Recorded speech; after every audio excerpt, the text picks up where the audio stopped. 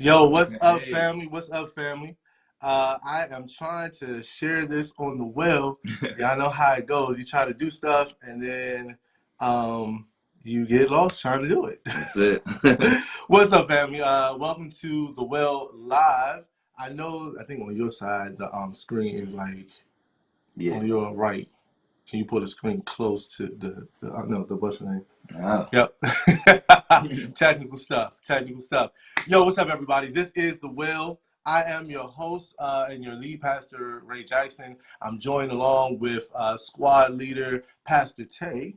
What up? And we are excited to be with you on this evening. Y'all excuse me because I'm talking to you and at the same time trying to figure out why I cannot post on the Wells page this evening.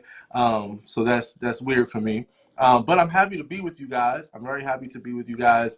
And I'm excited to be with you all on tonight. Tonight, we are talking about we have been in our month of the state of the well, gangs, guns, God. And last week we talked about gangs, and that conversation was pretty amazing. And on tonight, we are talking about guns. And you're like, what in the world could that mean? Guns simply meaning we're going to talk about violence. And because this is the state of the well, we're talking about guns in terms of violence. Where are we at with violence as a country, as a people, in the land? What's going on? What's going on? You feel me, Pastor Tay? What's going on? So that is what we'll be talking about tonight, and we're glad that you joined us. Go ahead, take a moment and share this on all of your social media sites. Share it with a friend, share it with your neighbor. Tell them, yo, you don't want to miss this conversation because it's going to be good. Touch your neighbor, say it's going to be good. It's going to be good. So go ahead and do that right now. We've got some amazing guests with us this evening, and I'm excited to share with you who they are. And so I am going to go over our preliminaries. What is the Well? It is a creative arts, conscious awareness, faith community. Somebody say creative arts.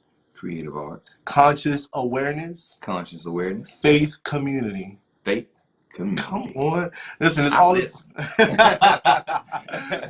is all about community. We are all about community. So listen, if you are looking for a community, if you're looking for a place to log in, to punch in and be around people who might not always agree, but who will love you through it, and sometimes will agree, this is what we're about. We're about forming community, and we have creative artists, we have people who are seeking justice, we have folks who just want somebody to talk to. There's no reason you should go through depression alone. Anything that you feel like you can talk about, you can do it here with the community at the Well. So make sure you're also tuned into our email list.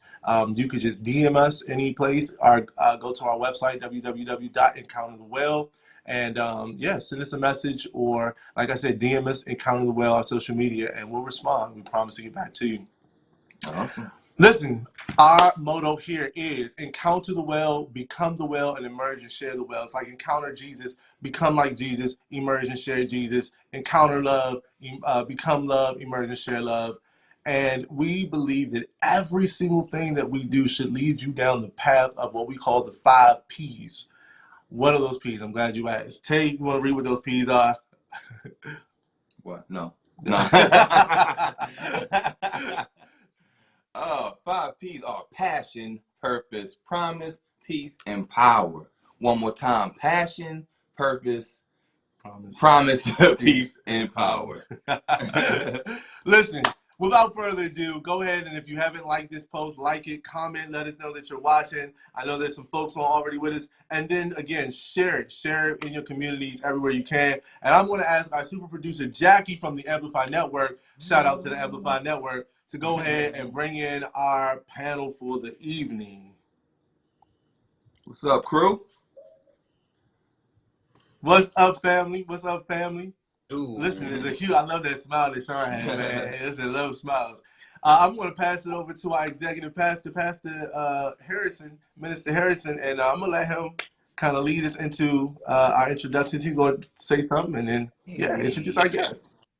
Hey, listen, we in there. It's Thursday night all over again. Listen, we was just here like a day or two ago. But listen, I am Minister Harrison Morrow. I serve here as executive pastor, executive director to some of the Well. I enjoy what I do here. I enjoy this space, being able to come to you all every Thursday, at least the second, third, and fourth Thursdays. We take our first Thursdays. That's Sabbath. Praise be. Okay, that's time to meet to do whatever God want to do. You all are going to see me as well, kind of looking down. You're going to see my phone at some points, kind of, distracting, right? But I'm actually commenting. I'm the person that's sharing. If you get a thumbs up, a fist emoji, or something like that, it was probably me. All right, praise be. I'm going. What they say in school, popcorn. Sean Michael Wilson. Did you call my name, Harrison? I'm sorry. Thank you, Mr. Harrison. Sorry, it cut out on my end. And welcome to everyone on the Well. I'm Sean Michael Wilson. Currently serve as the municipal liaison and special assistant to the chief of staff for the office of the Prince George's County State's Attorney. Shout out to State's Attorney Aisha Braveboy. I also am the segment host on an Andre live show for the T and the DMV. You can hear that every Thursday at 12:50 on your radio on 96.3 WHUR. The Political Guide podcast, which is available on all your major streaming platforms, including iHeartRadio, Apple Podcasts, Google Podcasts, and Spotify. And last but not least, principal and chief consultant for the Sean Michael Wilson Consulting Company, LLC. All right. Yo, a man of many hats, many hats, and many talents. Back to you, Minister Morrow. Listen, we're going to keep it pushing.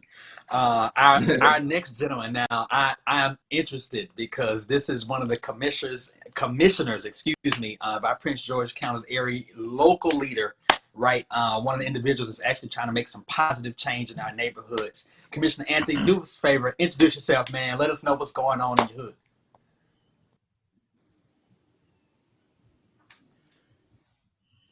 hood. We can't hear you, Anthony.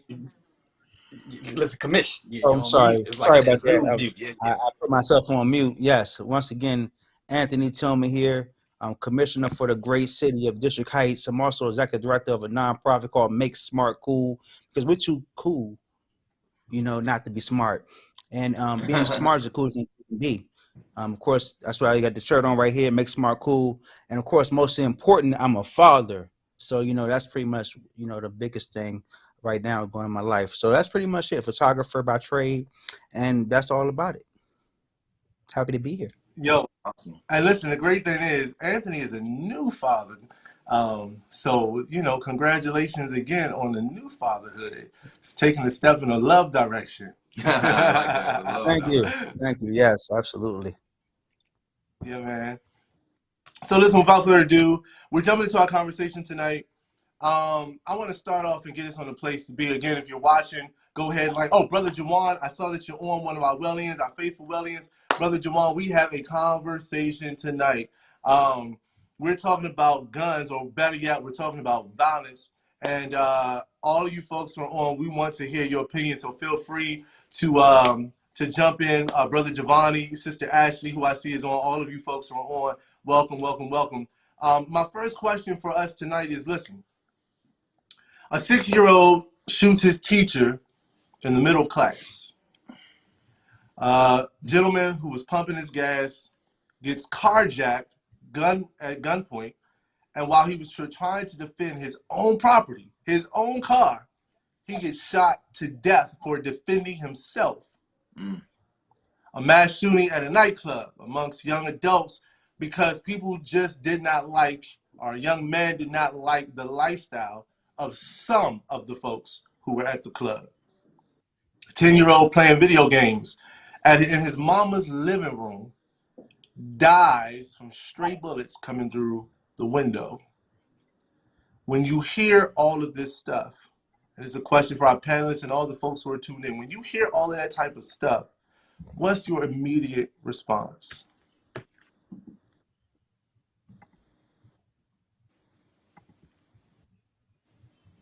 Wow. Right. I think that's the response, right? It's just, yeah. It's heartbreaking, you know what I'm saying? One thing you can't really prevent is senseless violence. You know what I'm saying? I think we need to stop trying to be preventative of senseless violence. We definitely have to be proactive. One thing that I always say, especially at our commissioners meetings, is that we have to be more proactive and just, being solution oriented as far as preventing violence in our community. One thing that we don't really do no more is mentorship. We're not mentoring these kids to really do better. A 6-year-old should not even have access to a gun. You know what I'm saying? And that's pretty much keeping it real.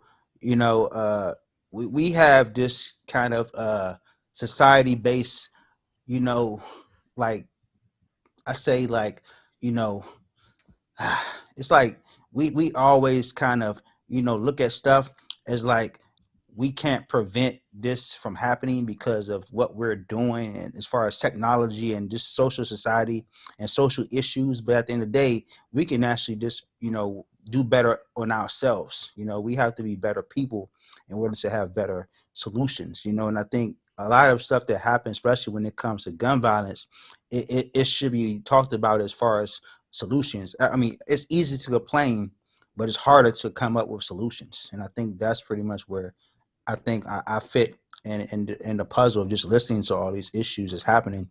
Is I'm ready to come to the table and really just talk about some kind of solutions, what we can do as people to really work on solving a lot of this. Yeah. Awesome. Yeah. What about you, Sean? How do you feel about that? First, I must say that, like Anthony said, wow, it's very disheartening when you hear these stories, right? And we see it far too often now than we've seen it in the past. Um, and one thing I will say that we've lost a sense of hope in our communities, but I think that we also have lost a sense of love, caring, having a heart. People have become way too far ruthless, far removed from actually caring for one another and caring for human life. Like, what is the worth of human life now that you would shoot someone for over something so small that you can't? There's no conflict resolution skills amongst people. People are not sitting at the dining room table having conversations. I was in court earlier today where someone killed their wife, someone who you committed to be in a relationship with. So when you hear these stories, it's like I said, it's very disheartening.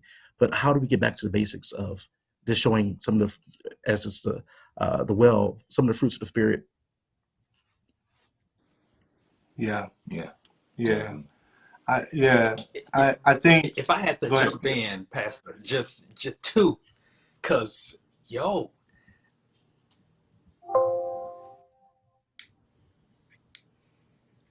I want to ask when I hear so many situations like this, and we watch the news, and the news has just become, you got to watch it to stay on the up about what's happening, but it's just can be so discouraging because so much is happening and so much of it not being in a positive light. You want to ask the question, like the first, for me at least, like, where did this come from? How did we get here? When did we get to like this point? But then if we're honest, we have some good idea of how we got to this point, whether it was something generational, whether it was something, responsible from a higher entity and not necessarily a spiritual one. I mean, man-made entity, call it what you will. I think that some of it has been planned. Some of it has been accounted for. Some of it is being counted on to happen. And then some of it we just have allowed ourselves to fall into. Yeah. Yeah. I love that. And when I hear this, you know what I mean? Everyone says, well, how do we fix it? And the thing is, there's not one way to fix, because all those things you mentioned stem from a different problem. The same outcome, death, violence, but came from a different, a different problem that this country faces, like society faces. You know what I mean? You can, I see a couple people in the comment, mental health issues that aren't being addressed. How do we fix that? You know what I mean? Lack of parenting. Okay, how do we fix that? Failure in the education system. How do we fix that? Unregistered guns violence. Okay, how do we fix that? Classism, lack of employment. People gotta make money. How do we fix that? These are, and that's just off the top of my head. These are all 5 things. But when you allow them to fester and grow and they're unchecked and they're problems that we put band-aids on bullet wounds, forgive the pun, you know what I mean? We end up at this place. And now we're saying we need to have a conversation. Which conversation are we having? You know what I mean? Which problem do we start to fix? It's gotten to a point where now it's just like, where do we go from here? I'm not saying I have the answer, but the first way of finding the answer is figuring out that the problem. But the problem with that is there are so many problems to fix. There are so many holes in the dam. Do we just say rebuild the whole dam, or do we still try to plug these holes? You know what I mean? Yeah. So it's when you hear these things, it's sad. And a lot of times, if it's not in front of your face, it doesn't hit. We hear it on the news and we say, man, that's sad. But then we in the next day and the next day and the next day. And then it comes common and it loses its punch until it's your son, sister, daughter, whoever who got shot. And now, you know what I'm saying? So it's really is a sad state of affairs that we in. It's funny because some of the comments kind of echo what everybody's saying. JoJo says we have lost touch as a community. Yes. The issue is the lack of parenting and accountability. Giovanni, we run the risk of fearmongers encouraging vigilantism, or it's the dark side of social media, music, culture. Somebody said we have failed as adults, and it's a direct view of our younger generation. We have to educate the community. All of this, parents, teachers, the community. I guess we're going to talk about some solutions in a second, but guys, who do we blame? Let me just start there. Before I always say, before you can fix a problem, you have to admit the problem. What's the root? Because I mean, if you're going to attack something, right? If you're going to cut a tree down, you got to cut down the root, else it's just going to go right back. So, in your opinion, and it's okay to have a diverse amount of opinions. We can agree to disagree. The well is not about everybody having to agree on everything, and maybe we do agree. But who do we blame? I know JoJo said we blame ourselves. Is that true? Do we blame ourselves? Who do we blame, y'all? Who do we blame? If I can touch this, I believe that JoJo is right, and JoJo is one of my friends, by the way, invited out tonight. I also think that he kind of hit the nail on the head when talking about parenting. As I mentioned earlier, we don't have the conversations at the dinner table no more. Parents are not checking school bags. I remember when I was younger, it was like everything was patrolled. I couldn't do certain things. I couldn't be outside at 3 o'clock, 4 o'clock in the morning. I had to be in before it got dark, or there was consequences I faced for every action. I was held accountable for. It was accountability held for my actions. At this state, parents are not holding their children accountable, I don't think. And they put it on a criminal justice system. Now, and the criminal justice system have become more progressive, definitely in the progressive county that we live in a progressive state, where we look at juvenile justice as a sense of being rehabilitation for youth, because we want them to become productive citizens and adults for the future, right? So, but at the end of the day, who's going to hold them accountable for the little things before even triggers or builds up to the bigger things that they do? So I think that we do have to get back to the old ways of doing some things. I think if the old ways work, why change it? Can I add on to that, Sean? Because Sure. I agree with what you said. My only pushback on that, and I wholeheartedly agree, because I was raised by my grandparents, so I got scars from beatings I got when I acted up. I can tell. So I definitely understand the old school way of, but I would say, as right as I believe you are, you can't parent the same way that you used to, because I just look at when me and I'm assuming we're in the same age bracket. If I wanted to get online, I had to make sure nobody was on the phone and use dial up to get on AOL. Where now, I go on my phone. You know what I mean? Used to be my punishment was I can't go outside. Now I don't. Now kid, you know what I mean? Now the youth, yeah, nowadays they don't want to go out. Outside is their phone. Outside is Facebook and Instagram and TikTok and Snapchat. You know what I mean? So, and I'm just thinking that if I was a parent, how do I shield them from what I don't know about? You know what I mean? It's one thing to keep them safe in your home and have the curfew. Ain't no curfew when you go to sleep and then they sneak and get their phone and they're on social media. That's you know what I mean? I think that opened up a whole new ball game. Not even just kids, adults too. You find, adults fall into that trap of what social media deems whatever. A social media beef can turn into a tangible thing where now, yes, there's a fight or a shooting or a stabbing, all stemming from, social media. And I don't even know how you parent that. My hat goes off to parents who have to deal with that type of influence on their kids. But I definitely agree with everything you said, Sean. I mean, Giovanni says, what was the crime rate when we were children compared to today? I listen. Yeah. Well, I mean, statistically, you know what I mean? The crime rate is actually lower. If you look at statistics, as far as crime, homicides, they actually as globally are getting lower.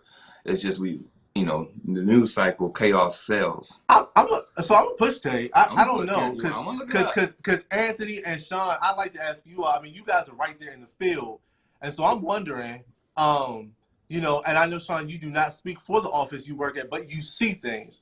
And Anthony, same with you. I know you don't speak for the office that you're elected in, but you see things. What are you all seeing? Is it that we're worse? Is it that we just glorify it more? What, from you, in your opinions, because you guys both work in public law, what are you seeing? What are you hearing? What are you seeing? I mean, honestly, I have to agree. I think crime has you know changed, but also I have to agree with Sean here. Is personal accountability plays a part in everything. I think we're not personally responsible for our actions, and of course our generation actions, from what happens and transpired in the past versus today. We can't keep blaming social media as a way to be less mindful about what's happening with our community and our generation. If my daughter is 6 months years old, and I'm not going to be not available to take the phone away from her. You know what I'm saying? To make her read a book. We have to get back to the old fashioned methods of just parenting. Stop trying to be your children's friend, and actually be a parent. You know, tell your child for every action there's a consequence. So you have to, and we don't promote common sense no more. You know what I'm saying? Like, I have a reading program every Wednesday at the library, and we have kids there that just come there and read. You know what I'm saying? Like, that should be promoted more as far as just being knowledgeable about what's happening. We can't let the news dictate our actions. We know what's happening in our communities. We're just actually sitting back and just watching. I look at, what's happening, everybody. I work for, when I first became a commissioner, from the outside, I thought like everybody wanted to play basketball. You know what I'm saying? When we have a recreation center, I felt like everybody wanted to do the same thing as play basketball, football. When we start, promoting kickball and volleyball, and everybody started playing. So it's not just about what we don't have; it's about what we don't offer. And I think that's what we have to do in regards to just um, development. One thing that we have a new governor, and one of the biggest things that he's promoting right now is workforce development.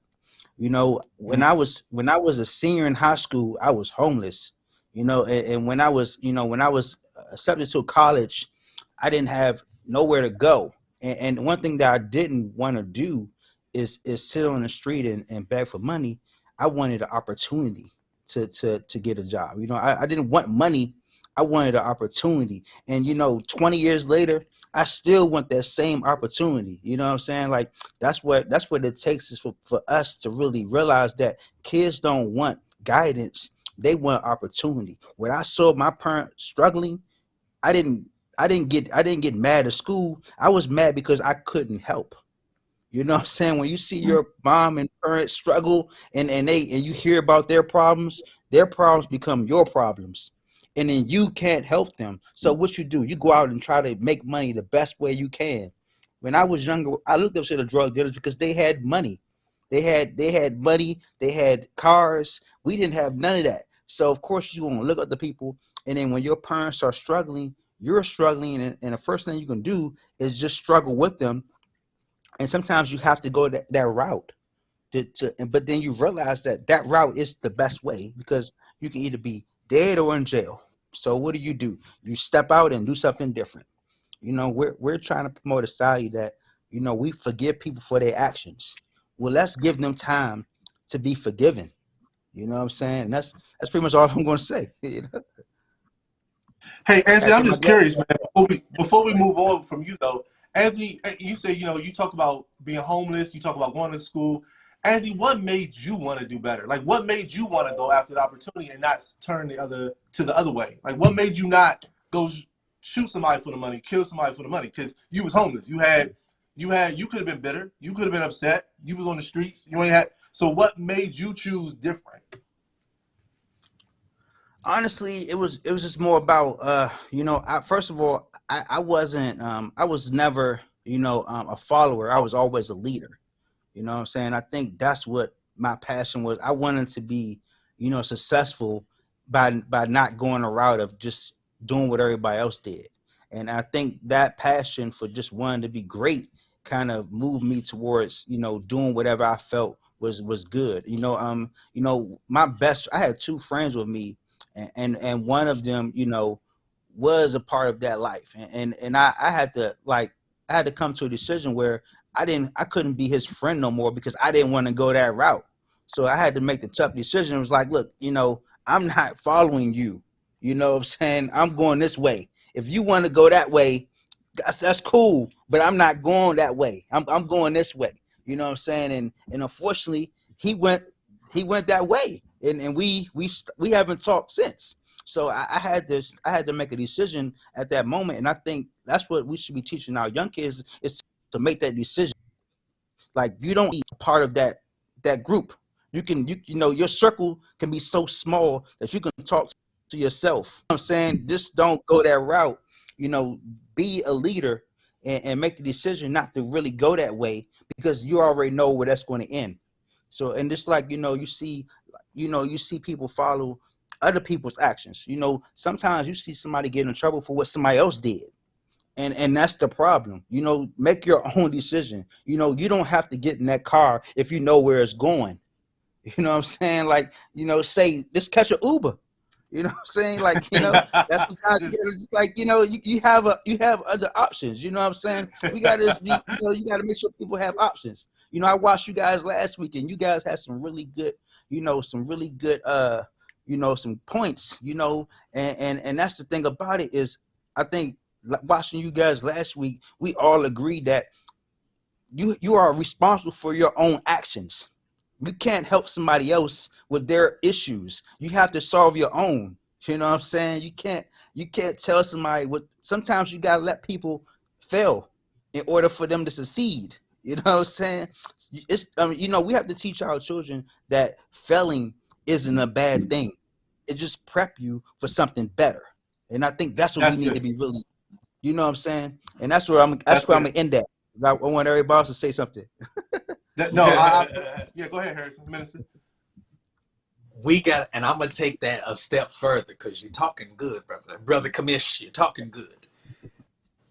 We have to teach our children, and we have to learn, for those of us adults that have not learned or have not learned as well, how not just to fail, and not just that failing on a theoretical level really is not a bad thing. It is a learning experience. It's a learning lab. It's just like science class. You're going to learn in the book.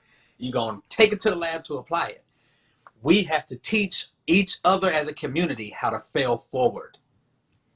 I think that if we could teach our children some resilience, to your point about, you were homeless at a point. I've experienced a degree of homelessness. I can't say that I was completely homeless, but I had nowhere to stay except one place with somebody that took me in at that time. And the point being is that instead of staying down, instead of staying stuck in the situation and allowing a poverty mindset to take place, I realized, bro, you're not poor. You're broke. There's a difference. You're not poor. You're not so down that you can't get back up. You just ain't got the money to do something. However, you do got a brain. You have a mind to think. You have a heart that is compassionate and loves, and you have resilience. You have the tenacity to stand up again. Bro, but there are so many individuals, and I'm going to stop here. There are just so many individuals. Belgrade, Florida, went to spring break one particular year. It is one of the highest producing counties in the United States of NFL players. Dirt poor. I think I've talked about Belgrade here before. But some of the nicest individuals once you get to know them. But we went into these high schools, and this particular high school, man, these kids could not see past 2 years from then. Those kids could not imagine going to visit another state just to tour, just to be a tourist, just to get some life experience.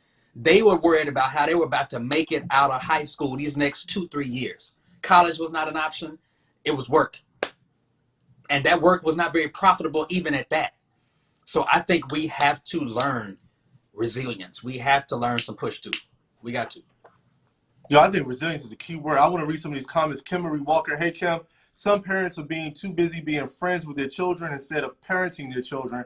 It's not always about discipleship, but just being accountable to your kids and being in your children's business and making time for your children. And of course, Kim, shout out to you for being such a wonderful parent. Miles is such a great son. Giovanni, that has to be acknowledged when we discuss what worked when we were children.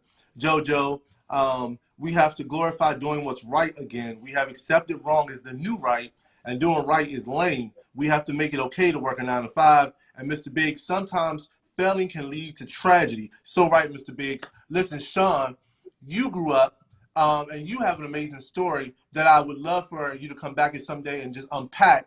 But, you have gone through the system. You've gone through the system, right? You are a child of the system, and you did not always have the parent, the one parent or the two parents. You had parents, right? And you had you didn't always have the best parents in your adopted parents. So talk to me a little bit about, here you are working for the state's attorney's office. Here you are striving to do best. And even in this moment, because we're friends also, I know that you aren't in the best, right, situation for yourself that you want to be in. What keeps you kicking, brother? What keeps you aspiring to go to the top and saying, instead of saying, you know what, I got friends in the streets, I could easily turn my, like, what makes you, and you had a life where you could have, like, easily turned, because you ain't always had it great, and you still ain't got it great. What makes you resilient? My faith. I think that, and if I can turn back to when we were younger or growing up being younger, we played with toys. And when playing with toys or playing games like house or whatever you play with your cousins and stuff like that growing up, you had roles, you had dreams, you had aspirations. Your action figures were something, or they did something. They had professions, careers, right? Um, I think that our children nowadays is all about technology, right? So they're not using their critical thinking skills. They're not being creative no more. It's all about watching TV now, playing on a game. We're not. Yes, you definitely can learn some things by being on games. So not going to rule that out, but it's using the brain to either process things, to think things, to dream of things, or believe. I believe that right there has translated me to like thinking, oh yeah, I can become something. I can think about doing better because you know what? I started as a child making something out of nothing, playing with a toy, making that toy become its reality. You know, uh, and when we talk about what has changed over the years, the victims and suspects uh, of these situations have become younger. That's what has really changed drastically. Um, and I remember a story. I'm looking now because I wrote some notes, by the way, because there was so much going on. Uh, I wrote let's a story from one of our partners in our office. She was talking about how a young guy who she was working with was involved with in a shooting of another community that's right around the corner from his. But he got shot himself from some other young people, and he came out the hospital, and they didn't even give him proper treatment. And so she went to his house. His mother, who deals with some issues of her own, live in the projects, and allows him to go out in the streets because he is now the man of the house at 15 years old, and she needs him to make money for the house to help take care of his own self. She's hardly there. This provider told me that she went inside his room, and in the walls of the apartment were all yellow. His bed sheet that he slept on were torn with so many holes. His cover was barely put together. That she had to go buy him a new bed in the bag. These are what some of our young teenagers are dealing with. And like I said, society has changed. Um, like I said, we need to get back to having a heart and having love for one another. Um, And I believe that again, it's a lack of faith in our community, and it's a lack of having a goal oriented mindset. So Sean, it's so interesting you say this. All right, now I'm a shift that's a little bit. Now my son is probably on, and I think my granddaughter might be watching. I reached out to my granddaughter earlier this week, and I said, this is a true story. I said, listen, send me some stuff you're listening to, right? And she cracked up. I think they both had an inside joke. My son was laughing earlier because he was like, he was like, Dad, you didn't ask me, so I guess I'm outdated. and my granddaughter was like, what? Like, Papa, what you want to hear? But I want to read you. So I listened to some of the stuff, right? And this is what I got, right? Y'all ready for this? I'm about to spit, right? What is it? Somebody give me a beat. Right. But no, it says, I got a gun on my waist. I put this gun in your face. Don't wait till the night. We'll spend in the day. Catch him out here. We'll send him away. That's one line. Second line. I spot him. I got him. I knock him off his biscuit. I'm a young N-word. Put him into motion. Moving a lot of N-words. Know that I'm toting. Drive around N-word. Leave your ass croaking. In other words, I'm going to kill you. I guess my question is, when you think about Takeoff from the Migos, who just got shot and killed, Lil C, Nipsey Hussle, P&B Rock shot to death at the Roscoe's Chicken and Waffles, Young Dolph, Snooty Wild, Trouble, Lotta Cash Desto, Coolio, Biggie, Tupac, all dead from drugs or violence. My question is, is hip hop part of the problem? We had a conversation.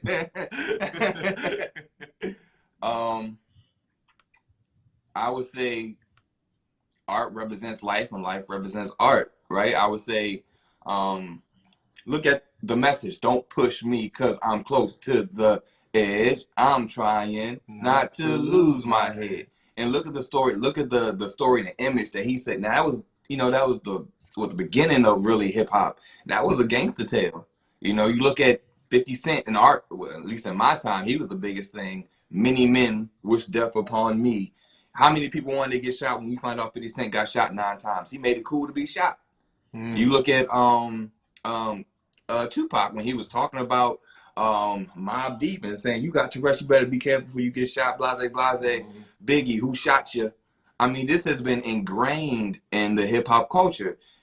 And NWA, after police coming straight from the underground. You know what I mean? So we have all these things, and I think it comes from a place where it started and innocent enough where that was their life. And then when it's your life, you depict it in a way that you know, because this is my norm.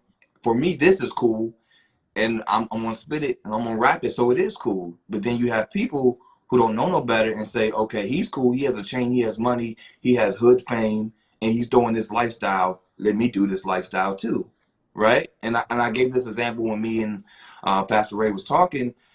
If someone tells me I can make $10,000 rapping about a nice car, or I can make $50,000 talking about shooting you in that car, which one am I going to pick? And I'm not saying that's right, but when you don't have proper guidance, as two gentlemen talk about, if you're not a leader, if you're following, right? If you don't have proper guidance, and if you don't follow the right role models or what have you, like I know what it is to come from a broken home. Ro can tell you I was homeless not too long ago. And it's right. You do have to make certain choices in life one way or another. But if you don't make that right choice and you hear this music and you're an impressionable person, you know what I mean? That music that came from a rough time, now that turns into something else. That turns into now I'm not from the hood, but I'm gonna talk about it. And if I talk about it, now I gotta live it.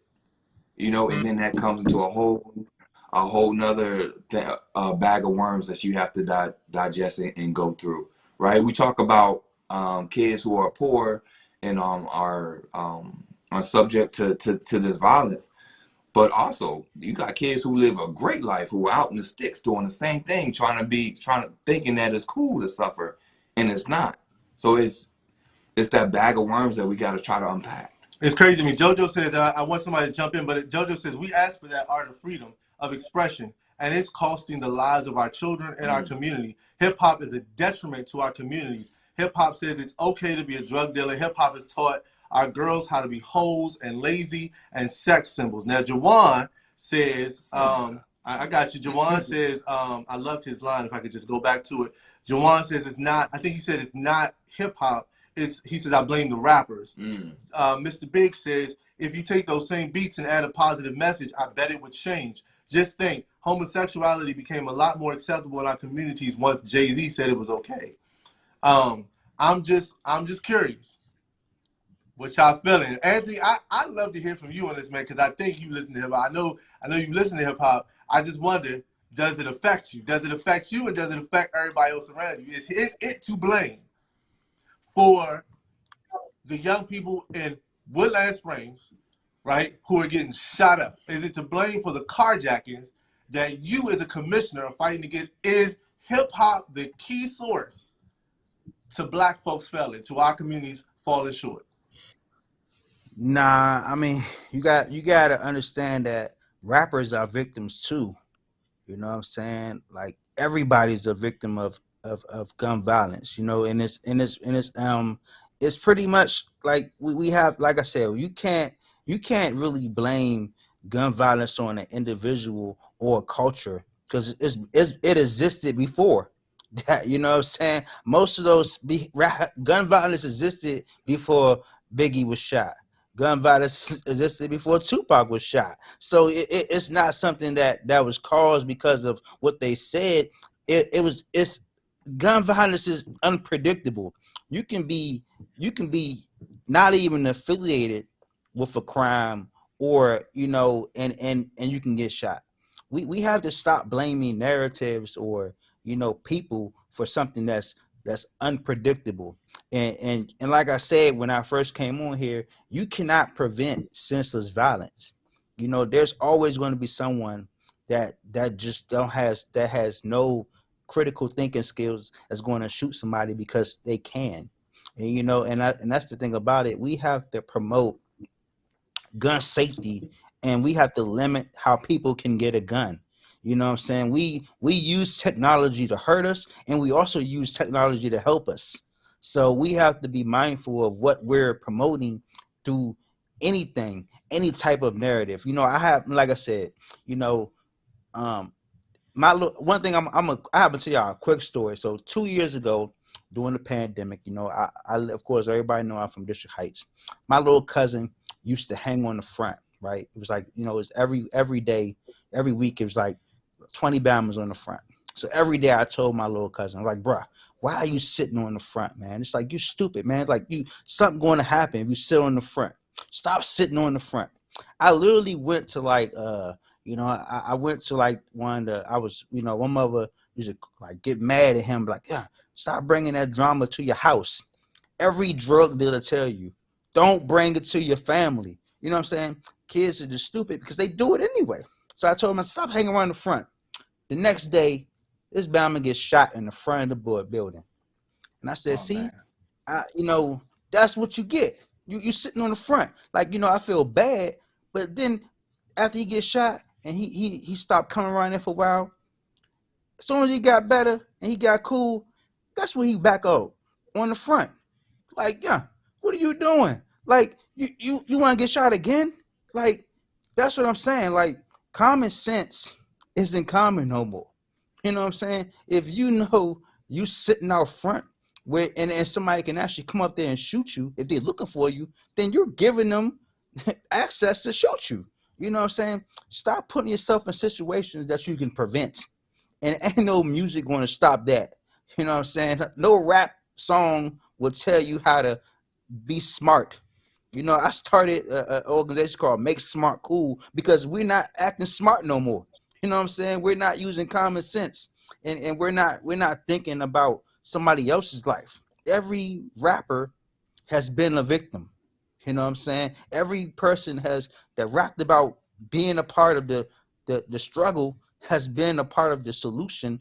And then of course we can't really say that all rappers are bad because some of them started from nothing and look at that, they're successful. So they're actually, some of them are role models. You know what I'm saying?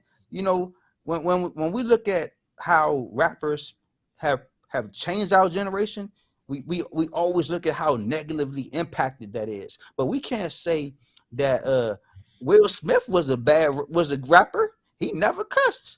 And look at him now. You know what I'm saying? We have successful rappers that have become successful role models. You know what I'm saying? I mean, I'm not saying Will Smith the best person because he smacked somebody the ugly, but I'm just saying, you know what I'm saying?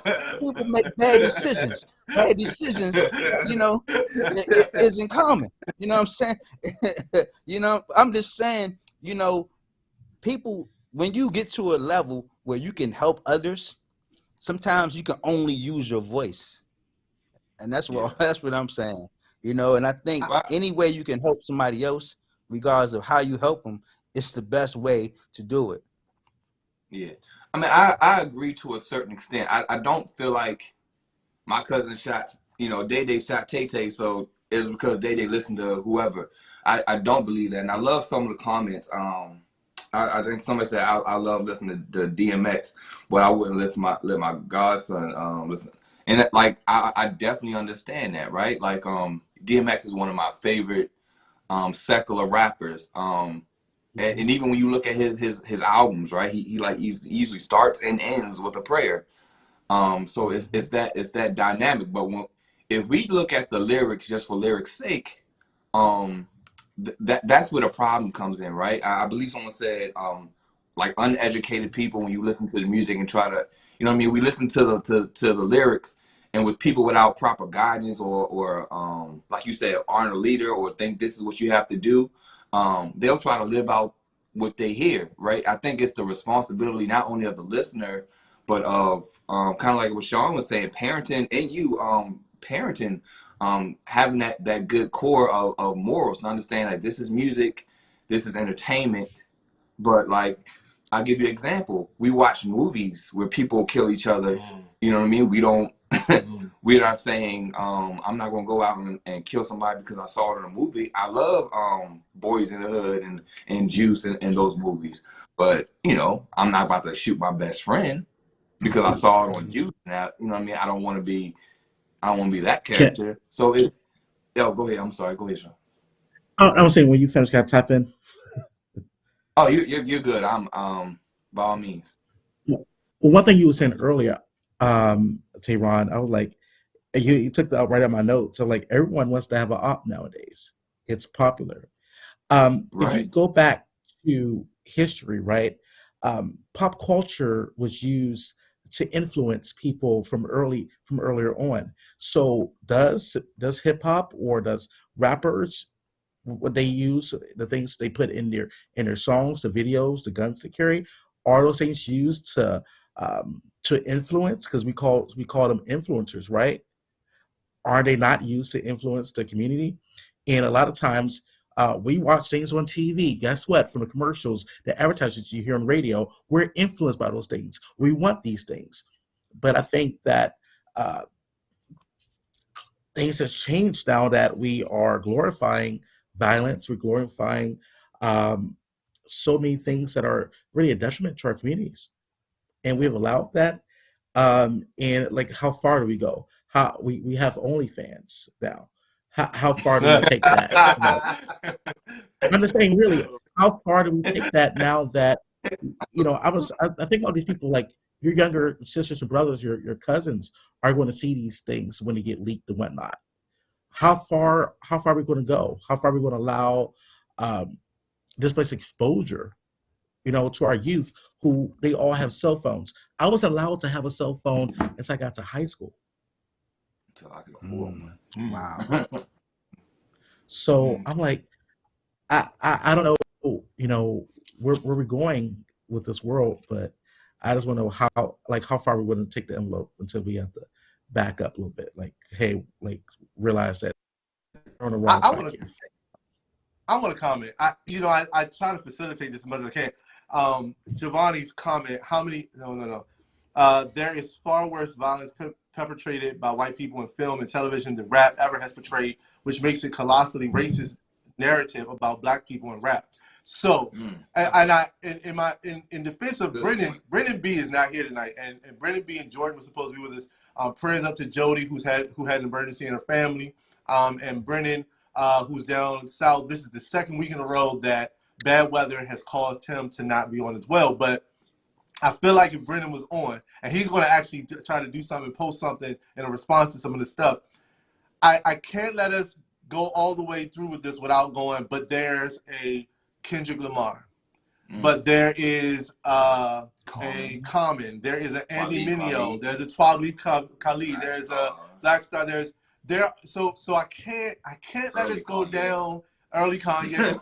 I can't let us go down this rabbit hole without pointing out that we can't just. I don't want us to paint this picture of hip hop that's just like, I started with the words that I said because it is very relevant and true to what hip hop has. But now I got several grands, and I think about my oldest grandson, whose mom reminds me a lot of my mother, and he's an honor roll student. He is an all-American type of kid, plays instruments, plays sports. He is a leader. Not to say that he don't have his faults. All kids do. But now I know his mom watches. And he's 13, but I know before he even turned 13, she'd watch certain movies with him that my mom might not have let me watch growing up. And I know he listens to today's radio. He does have his own cell phone, but he also makes a lot of right decisions.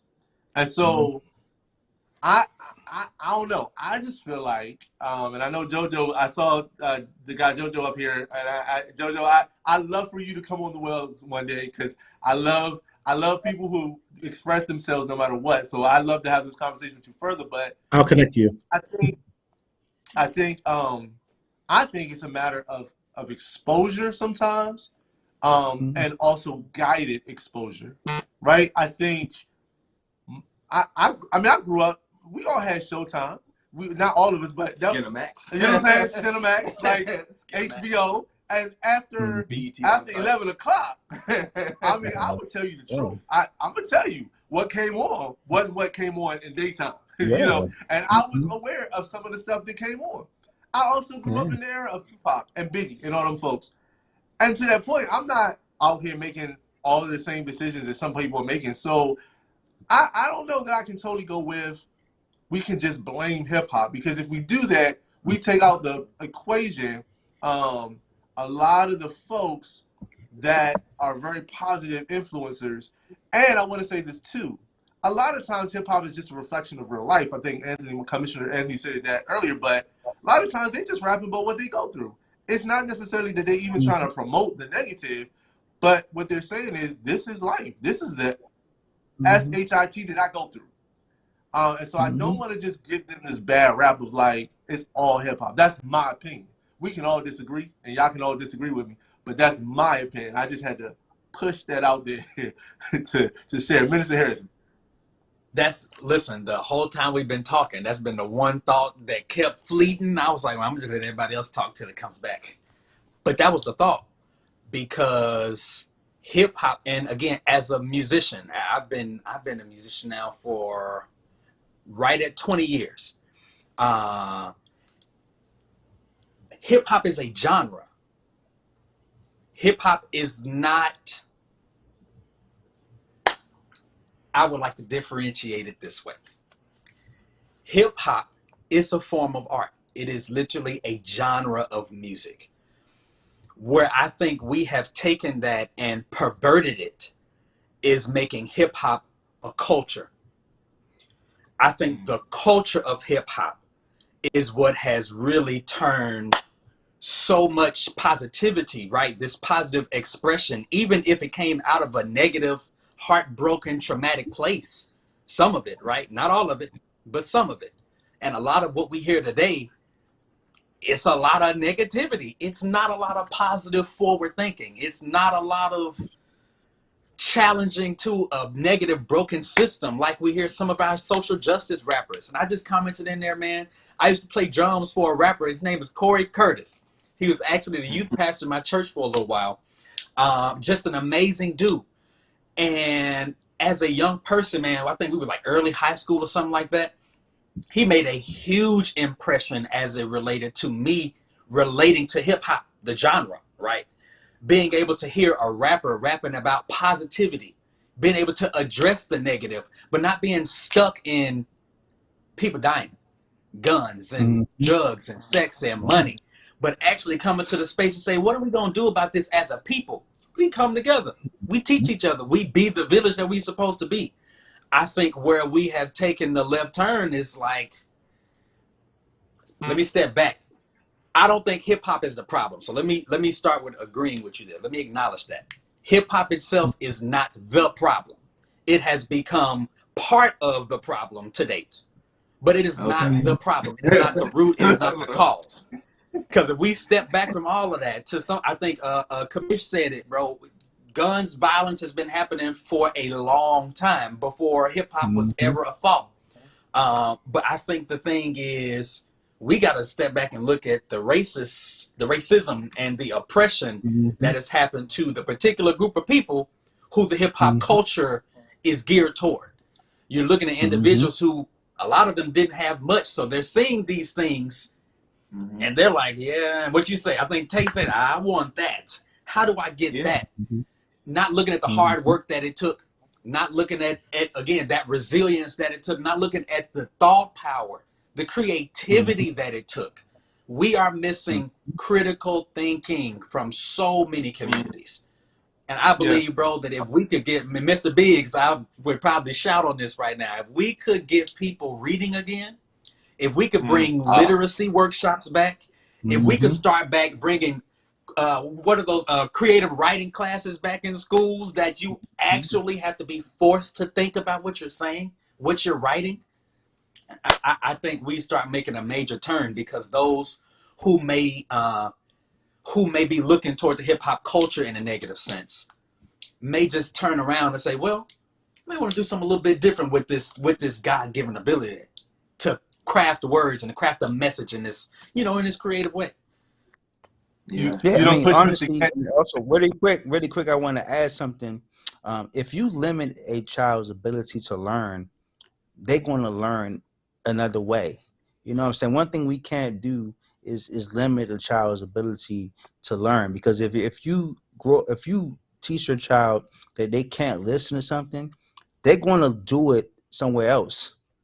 You know what I'm saying? They're going to figure out how to get access to that. If you can't, if you telling your child they can't listen to DMX at home, they're going to listen to DMX somewhere else.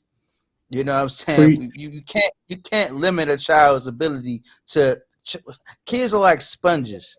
They learn, they adapt, and they grow. You know what I'm saying? And one thing you can't do is just tell the child what they can't do. Everybody heard Beyonce's song "Church Girl." You know what I'm saying? Church Girl is a prime example. We all had that mindset, that church girls are always saved, and but at the end of the day, they like everybody else. They like to have fun. And I think that's why Beyonce made that song, because everybody has fun regardless of where you at. You all are church folks, and you go to church and you praise, but as soon as you got that church, you're back to being a regular you. You're trying to, I mean, hey, if you're going to limit yourself, you're going to limit your growth. So let's stop talking about something limits us from thinking, being mindful of the consequences. Like I said before, for every action, there's a consequence. So regardless of what you listen to, if you do something wrong, something's going to happen. Just like karma comes right back to you. So, I could have had a gun and shoot somebody, but I'd rather not have a gun so I won't have to shoot nobody. You know what I'm saying? Like, and I think that's where it comes in. If I know for a fact a lot of people out here, got these gun classes. And a lot of times I think about it myself, I should take a gun class. But then I realize myself, if I get a gun, I might end up shooting somebody. You know what I'm saying? You're going to use it. You're going to use it or lose it. So I rather don't even get a situation where I need to use it, because then I'm going to use it. And then what's going to happen? I'm going to be right back to where I don't want to be. So I'd rather just follow God and just live life to the fullest and let those things happen normally. You know what I'm saying? You can't predict the future, but you can predict yourself. I just want to say that if you piggyback on the music part, I believe that again, it's an influence. If you talk about hip hop culture, I think yes, we do have positive representation, right? But even when you talk about racism, but when we talk about where do we see ourselves represented in the culture, right, of hip hop, the majority is not positive; it's negative. So yes, I believe that's an influence. But a lot of, like I said, a lot of things throughout in the world of pop culture right now is a negative influence. And I think the influence of our youth, even adults, we're influenced so much about what we see, right? We want to live the life that we see on social media. How many people, are spending money that they don't supposed to be spending on different things, You take your savings, go buy this because you see that person have it. So I do think that people are influenced by what they see, the negativity that we see on social media, negativity that we see in the news. It was something I was going to say, but I forgot what I was going to say. Lord, I forgot what I was going to say. All right, so I'm going to stop talking right now since I forgot. It's cool, Sean. I love that you take notes. Listen, I know we're coming closer to our close. This is a great conversation, and I can keep this going all night. I thank you. We're not finished just yet. To the people in the comments, keep going. I love this. Make sure you like this post. Make sure you share this post on your page. Share it with your friends. Let them know, look, the Wells talking about some good stuff. And this is a church this is a community that is unafraid to talk about stuff and disagree. We're okay with disagreeing too. So I have one more question. Sean, you want to finish up what you were about to say? Yes. I think that also who to blame for this, I think we have to blame our leaders. Some of our leaders. We have put people in office who have had the opportunity to make some differences policy wise when it comes to is looking here in the DMV, when it comes to ensuring that our education system is where it needs to be. As Anthony was saying about making sure our children have opportunities to learn, making sure that we have programs in place for our youth. We also have to give our youth, if we talk about, hey, we don't want our youth doing certain things, well, you need to give them a space to be entertained, a space to have fun as well. Provide a safe space for them to do that. How many nightly programs or night programs do we have within our county, within our schools, within our region for children to go, right? Are we putting in proper policies to ensure that their parents don't have to work 2 or 3 jobs, actually be home to take care of their children? Or are we making sure that rent is not going out of control, that our consumers are being protected from the cost of inflation or this inflated costs from property owners or from anybody, really? I think that our leaders have failed us in respect to many of these things. And to your point, Sean, that's exactly where I was going. You've helped me transition. I think my last question for all of us is, then what? Then what? So we've identified that I think hip hop is part of the problem at times, not the full problem. We can say parenting is part of the problem, not the full problem. We, I think, have identified that exposure is part of the problem, not the whole problem. So we have all these things, right? That the root of some of the roots. I think we have roots. It's not just a root; it's the roots. Then what?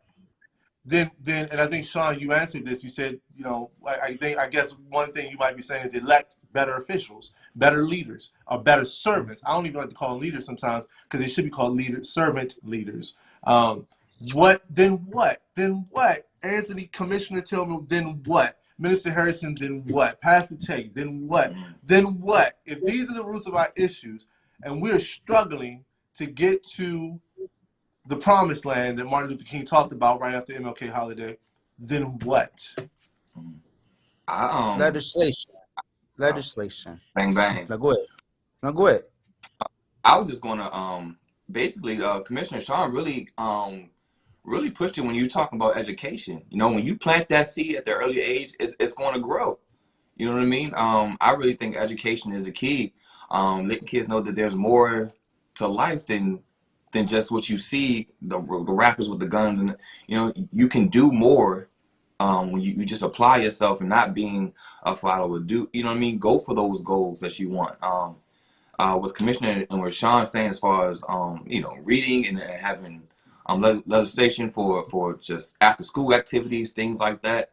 Our youth are our future, and the more we give into our youth, they grow up. I mean, we're not always going to be young adults, or the millennials are going to be the baby bloomers soon. You know what I mean? So we need to really just pour into our youth, pour into our young adults, pour into that next generation, while also trying to fix the problems now, but knowing that we can plant seeds and allow that seed grow to something bigger and better. So I'm with Commissioner Sean now. Solutions. It's 2 bills that I want everybody to learn about. One bill is really important. It's the Gun Safety Act of 2023. It prohibited those with concealed carry permits to take their firearms within 100 feet of any public place. That's one bill that's pretty much right now in the General Assembly. And the second bill is a really important bill because it pretty much It's more of a it's a gun industry accountability act of 2023. It's pretty much that it it will allow the victims of gun violence or surviving families to file civil lawsuits against gun makers. So, one thing that we never hold accountable is the gun manufacturers. We always say it's easy to get a gun, but we never hold the people that make guns accountable. And I think that's what we need to really focus on and also we need to raise that limit to 21. 18-year-olds, any honestly, let's keep it real. No one under 21 should have access to a gun. You know what I'm saying? Unless we, right now, unless you need it, for work, you shouldn't have a gun. And I think it's so easy to get a gun now. It's crazy, and I think that's what we need to limit. And of course, Sean Michael Wilson is correct. Legislation. We have leaders that have failed us for many years because they don't care about lives of the people they serve, and we have to get to a point where people that represent us have to represent us. One thing that I hate, and I know Mr. Jackson always say this, I hate the word underserved communities. You know what I'm saying? Underserved communities make me sick because, it's underrepresented communities is what is the issue in our society today. We have people that represent us that don't care about us. Nobody can tell me what I can't do if they never face what I've faced. If you never been in my neighborhood, you can't tell me what I'm going through.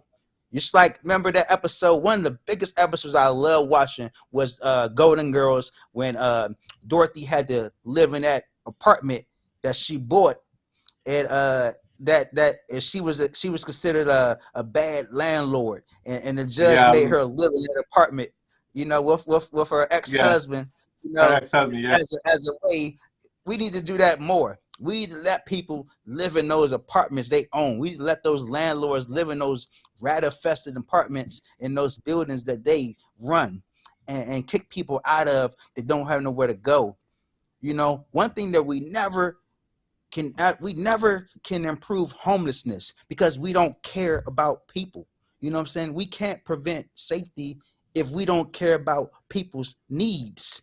Mental health has been an issue before it became an issue, but no one cared about it because now it's a normal word. You know what I'm saying? We never educated people because they never cared. One thing that the government never funds is education. You know what I'm saying? We always crying about everything is fully funded except education. Right now we have a $5 trillion deficit as far as student loans. College should be free. You know what I'm saying? We have enough money to make college free. Right now, the president of the United States can cancel student debt. Why don't you think he has done that? Because it's not that easy. You know what I'm saying? We can't come together to get people the education that they need. They took government out of schools. Remember when I was in school, we had government classes. We learned about our judicial system. We learned about the judges, what the judges can do. We never hold the judges accountable. We never hold the legal. We have a person right here, Sean Michael Wilson. He works for the state attorney. you know, we can hold her accountable, but we can't hold these judges accountable that can serve 15 years without being reelected. Judges serve 15 years. You know what I'm saying? 15 years. Supreme Court's people, they serve lives, like lifetime. Yeah, you can't change that. There is no accountability for someone who can serve for life. We have people that live in Maryland that represent us that been delegates for a long time. And you know why they do this what they do? Because they're comfortable. When you make somebody comfortable, you don't know what they can do. So we got to stop making people comfortable and kick them out when they're not serving us correctly. And that's where I'm in. Let's hold each other accountable. Let's hold our elected officials accountable. And let's tell them stop playing games with our lives because they're doing it every single day when they underrepresent us. Good God. I think he like dropped the mic. Right. Commissioner Tilgman, good God, you just fed us. You fed us knowledge. You fed us spirits.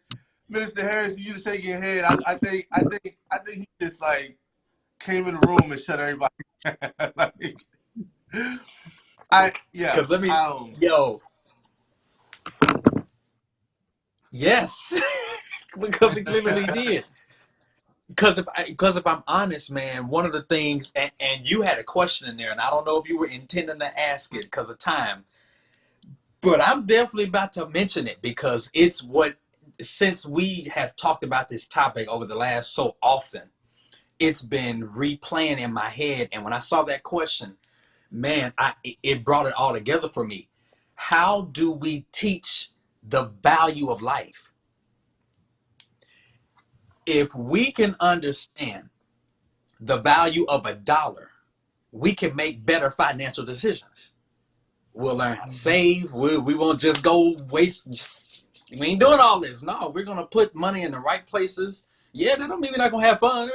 But we're going to make educated and intentional decisions, right? Why can't we not do the same thing with life? They took God out of schools. Now they took government out of schools.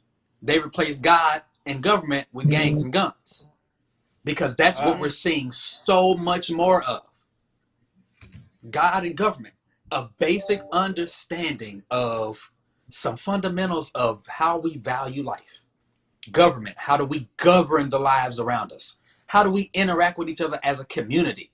The balance of powers. Somebody gonna make the law. Somebody gonna enforce the law. Somebody got to do every part of this.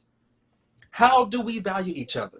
And the truth is, I think the basis of this conversation is that generally, not everybody, but in a lot of ways and spaces, we don't. We don't value life, let alone other people's lives. We don't even talk about ourselves. We just don't value our brothers and our sisters next to us. So it's easy to pull a trigger because I'm just shooting a gun. I'm not taking somebody's son, somebody's daughter, somebody's dad, somebody's mom. That's just the person that it made me mad. So now you done took that $1, you done wasted it. Rather than taking an opportunity to understand where your brother is, where your sister is. Take a minute to step back. Maybe you was wrong in this situation. Take some accountability. And I think as people, when we start to value the lives of others and ourselves, man, back to what I said last week, compassion. It's going to go a long way, and that goes back to the book of Genesis. God breathed life into us. So we should be able to do the same thing for the people next to us.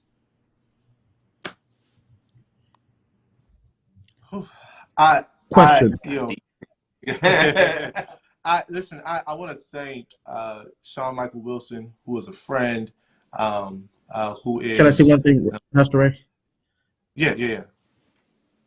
It was a question that I spoke with someone when we was doing the last campaign cycle, and it was running for office. They didn't win. But the question was, who benefits from crime? Who benefits when gun violence is running rapid in our communities? That's a really good question. Yeah, I think people should sit and ponder on that. Sean Michael Wilson, thank you. Oh, go. I got to cut us off because we're out of time. But Sean Michael Wilson, I want to thank you for being with us. A friend, working his way to being on. I think he's a honorary squad. He is definitely a part of the well crew. Commissioner Tilgman, Anthony Tilgman, a brother that I've grown to love and respect in District Heights. Commissioner Tilgman, I think there was a first person on who said they need to talk to you offline. Listen, one thing I know about my brother, he's willing to talk to anybody. Pastor Tay, Pastor Morrow. I thank everybody. Giovanni, JoJo, Brandon, Kim, Jawan, everybody who was having conversations, Trayvon, Ms. Harris, Aaron, Demetrius. Yo, tonight has been great, both on the screen and in the comments. The comments have been great. Mr. Biggs, really good points. They have been really good points. Listen, guys, as we close, the conversation does not stop. What I want people to understand about the Well is it isn't just a conversation platform, it's a community. We are building a community. If you, I think churches do altar calls. This is my altar call. If you're somebody who wants to put your voice, is an accountability person, if you want to help in the initiative that we're building as a community, let me be very clear. Our community does not always have to agree about something. We had that illustrated tonight. We can all look at different points of view. Here's what I do know. We all have the same goal. And that goal is to spread love, truth, and justice within our community. I don't care if you're black, white, Asian, Latino, gay, straight, in between. As long as the mission is to love, then we are a community. And that's why our hashtag is the well is you. So if you're doing something in the community and you want to let us know what's going on, hashtag it, the well is you.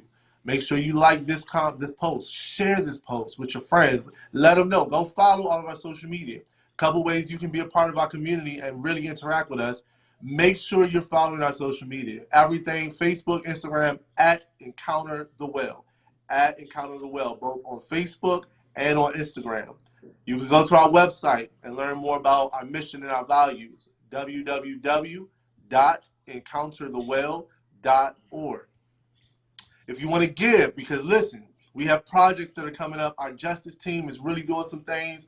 Our creative arts teams are really doing some things. If you're a creative artist, reach out to us. We feature artists. We pay our artists. But you can also join us by giving, and that is at texting the number 84321 and text any dollar amount to that number, 84321, and text any dollar amount to that, and we'll receive that offering. Or you, as you see it on the screen, 84321, or you can go to our website, www.encounterthewell, and the last tab is Give, and it will walk you through a prompt of how you can join with us financially. We do believe that we are preparing ourselves to take back what I think are some of the older folks have stolen from us, and we're preparing ourselves to move forward. I love what Wes Moore said. He said we're marching forward, and we would love to partner with you in marching forward together. Join us next week. Mr. Biggs, who has been in the comments, will be on with us. We have a great panel of folks next week. We're going to answer the question. We've talked about gangs, we talked about guns, and next week is God. How do we, the people of God, come together, and what are we already doing to solve the problem of gangs and guns? That's the conversation next week. So make sure you've liked us on social media so you can interact with us and keep up with us. Again, fellas, thank you so much to my co-facilitators, Minister Morrow and Pastor Morrow, Pastor Tay. Love y'all, man. Again, Sean Michael Wilson. Oh, Sean, how can they follow you? How can they stay in touch with you? You can follow me right on Facebook at Sean Michael Wilson, that's SEAN, or on Instagram as Political Guy. Perfect. Commissioner Anthony Tilgman, how can they follow you? At Anthony Tilgman. Just Twitter, Facebook, everything. At Anthony Tilgman. IG, all that. All right, bet. And Commissioner Tilgman, you have been wellified tonight, brother. You are part of the community. So welcome to the community. And he's already a brother to myself, and I love that. To Amplify Network, thank you for producing this, and thank you for having us on. And listen, until next week, y'all, we love you, and there's absolutely nothing that you can do about that. We'll see y'all again, 8:15. Peace out. He said, wellified. That's good. Yeah. New word, new term. No, that's good. I'm using that. A little stronger than baptized, right?